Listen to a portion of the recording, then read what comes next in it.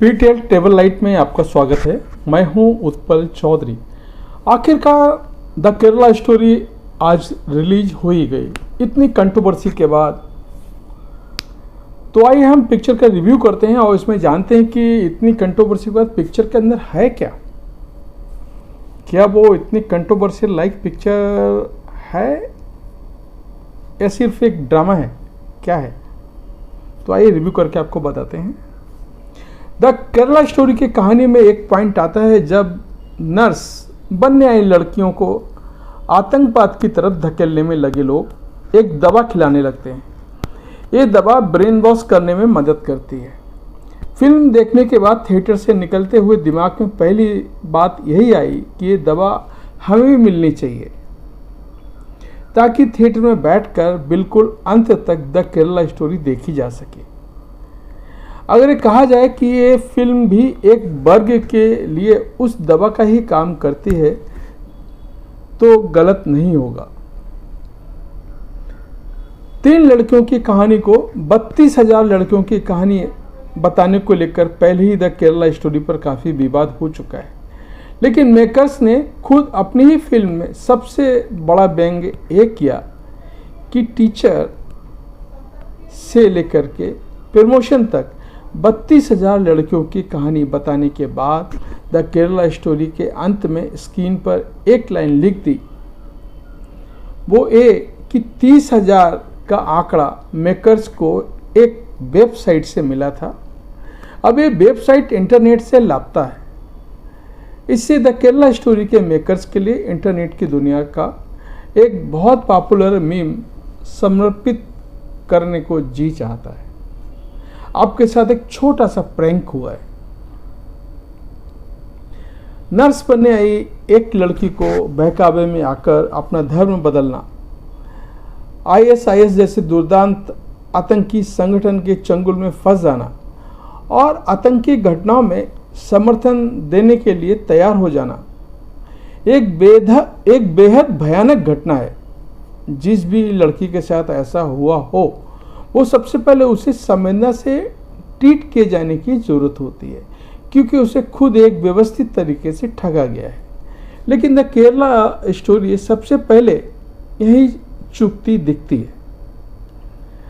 Director Sudipto सोन ने अपनी कहानी के लीड किरदार को जिस तरह से ट्रीट किया है उसमें संवेदना और सेंसिटिविटी नज़र नहीं आती है, बल्कि जिस तरह वो एक धार्मिक कन्वर्जन और आतंकी चंगुल में फंसती है उससे आपको लीड किरदार स्टूपिड लगने लगता है। सालनी उर्फ फातिमा बा एक ऐसी लड़की का कैरेक्टर स्केच करती है जिसे आज के भारत में भी जब टीनेजर बच्चे सोशल मीडिया पर धर्म की बात कर रहे हैं, अपने या दूसरों धर्मों का रत्ती भर भी जानकारी नहीं है, ना ही उसके अंदर किसी तरह का कोई सोशल अवेयरनेस है। द केरला स्टोरी देखते हुए एक समय ऐसा आता है जब शालिनी का किरदार धार्मिक नफरत फैला रही अपनी सहेली की ऐसी बातों को मानने लगती है कि उससे पूछने को जी चाहता है, कहाँ से आई हो तुम। मैं आपको पिक्चर की कहानी कुछ जो है वो आपको बताता हूँ। द केरला स्टोरी 3 लड़कियों शालिनी, नीमा और गीतांजलि की कहानी कहती है जो नर्स बनने अपना घर से दूर एक कॉलेज में आई हैं। यहाँ उसकी मुलाकात आसिफा से होती है जो फंडामेंटलिस्ट है और धीरे धीरे सामने आता है कि आईएसआईएस के लिए लड़कियों को रिक्रूट करने का काम भी करती है। वो अपने साथियों की मदद से तीनों को धर्म बदलने के लिए उकसाने लगती है। तीनों लड़कियों में से शालिनी सबसे पहले आसिफा से प्रभावित होने लगती है और उसे आसिफा के एक दोस्त से प्यार भी हो जाता है और आगे की कहानी इस तरह घूमती है कि दोनों धर्म बदलकर शादी करने को तैयार हो जाते हैं।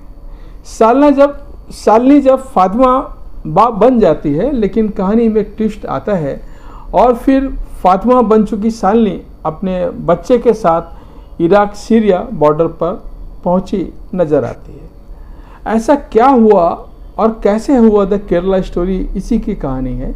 नीमा और गीतांजलि शालिनी की तरह आईएएस तो नहीं पहुंचते हैं, लेकिन उन्हें इसके नतीजे यहीं भारत में बहुत दुखद तरीके से भुगतने पड़ते हैं।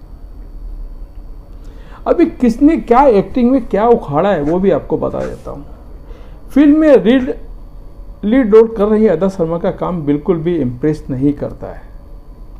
वो अधिकतर ओवर एक्टिंग ही करती नजर आती हैं। उनके किरदार की राइटिंग में भी कमी तो है ही, लेकिन अदा के एक्सप्रेशन और उनके रिएक्शन कुछ देर बाद इरिटेटिंग लगने लगते हैं। वो स्क्रीन पर अटेंशन नहीं पकड़ पाती। आसिफा के रोल में सोनिया बालानी के चेहरे पर टिपिकल शैतानी लुक नज़र आता है, जबकि एक निगेटिव रोल में उसके पास करने को बहुत कुछ था। सपोर्टिंग कास्ट में आसिफा के दोस्त बने तीनों लड़के भी असर छोड़ने में नाकाम रहे। अरे परफॉर्मेंस वाइज देखा जाए तो सभी जीरो के हकदार हैं, ना कि हीरो के। फिल्म का डायरेक्शन, सुदीप्त सोन ने कहानी को जिस तरह से डायरेक्ट किया है उसमें एक लड़की के साथ घटी दुखद घटनाओं को सॉलिड तरीके से दिखाने से ज़्यादा जोर एक धर्म विशेष को आपराधिक बताने पर लगता है। इराक, सीरिया और अफगानिस्तान जैसी जगहों पर इस धर्म के जिस रूढ़ और कट्टरवादी तौर तरीकों को the Kerala story Indian context पर अप्लाई करने की कोशिश करता है। फिल्म के एक सीन में आसिफा शालिनी से कहती है कि जिस मॉल में उसके साथ बदतमीजी हुई थी वहाँ से उसे छोड़कर सभी महिलाओं ने खुद को पूरी तरह ढका हुआ था। यह आसिफा का लॉजिक है कि शालिनी, नीमा, गीतांजलि के साथ मॉल में छेड़छाड़ इसलिए हुई क्योंकि उन्होंने एक नॉर्मल जीन्स टॉप पहने हुआ था। ध्यान देने वाली बात यह है कि ये मॉल केरल का है, इराक या सीरिया का नहीं। जिस तरह मॉल में सभी औरतें के बुर्के या हिजाब में होने की बात आसिफा कह रही है, वैसा भारत में यकीनन किसी ने नहीं देखा है। यहाँ कि लखनऊ में जो मुस्लिम मॉल बना है, मतलब मुस्लिम जिसका ओनर है, उसमें भी ऐसा देखने को नहीं मिला था। इस तरह का ट्रीटमेंट फिल्म को सिर्फ एक एजेंडा बेस्ड कहानी बना देना है, जबकि मेकर्स ने केरला स्टोरी के प्रमोशन में ये कहना जारी रखा था कि 3 लड़कियों के साथ हुई घटना की कहानी है। ऐसे में कहानी का फोकस लड़कियों की कहानी से ज़्यादा धार्मिक नफरत को बढ़ावा देना ज़्यादा दिखता है।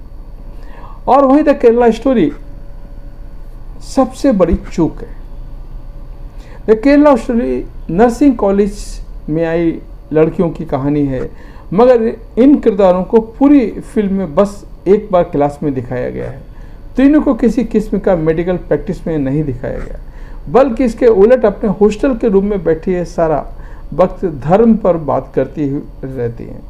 इस तरह के ट्रीटमेंट से मेकर का झुकाव साफ नज़र आता है कि वो एक सॉलिड कहानी पर फिल्म बनाने के बजाय उसे एजेंडाबाजी को प्रमोट करने के या फिर विवाद के जरिए फिल्म के ऑडियंस बटोरने का ज़्यादा फोकस कर रहे हैं।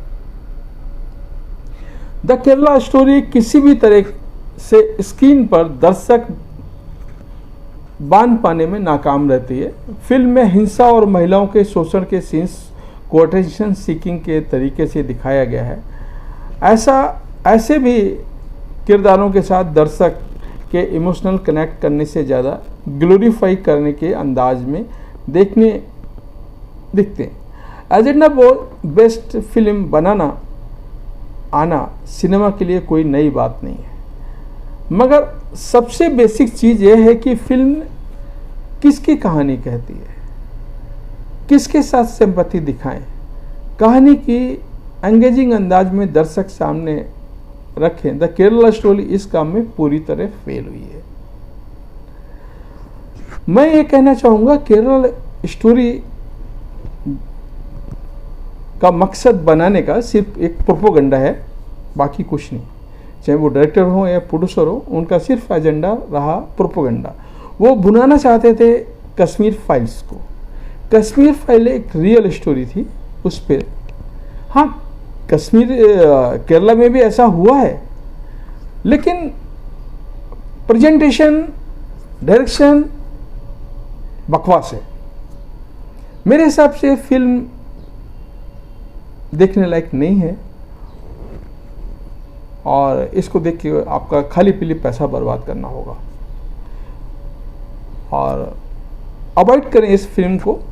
जो मेरा पिक्चर देखने के पहले जो हमने जो वीडियोस बनाए थे उसमें हमने बोला था कि रियल स्टोरी पिक्चर है। पिक्चर रियल है लेकिन उसका प्रेजेंटेशन, उसका स्टोरी, उसका स्क्रीन प्ले, उसका एक्टिंग कुछ भी परफेक्ट नहीं। यहां पे मैं दूंगा 5 स्टार्स में से सिर्फ 1 स्टार। फिल्म को अवॉइड करें, अपना पैसा बर्बाद ना करें। धन्यवाद।